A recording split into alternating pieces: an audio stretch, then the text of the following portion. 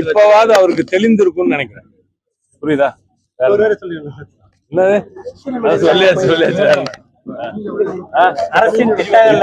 இப்போவாவது அவருக்கு அரசியல் தெளிவு பிறந்திருக்கும் என்று நம்புகிறேன்.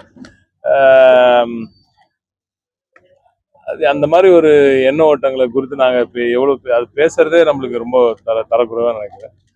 அவர்களோட அம்மையார் அவர்கள் பேரையும் அவங்க போட்டு நிறைய திட்டங்கள்லாம் செஞ்சாங்க. அப்ப அதையும் அவங்க செய்யக்கூடாதுன்னு நினைக்கிறாங்களா?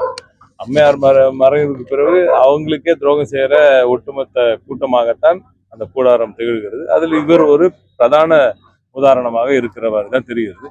அதற்கு சரியான ஒரு பதிலடியை உச்சநீதிமன்றம் வழங்கி இருக்கிறது.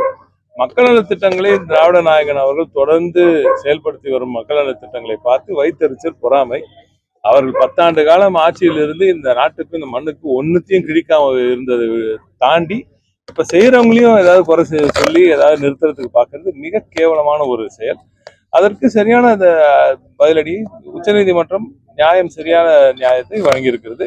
இதற்கு நமது வழக்கறிஞர்களுக்கு, குறிப்பாக அருமை ஐயா திரு எம்பி திரு வின்சனுக்கு எனது நன்றிகளை நான் தெரிவித்துக் கொள்கிறேன்.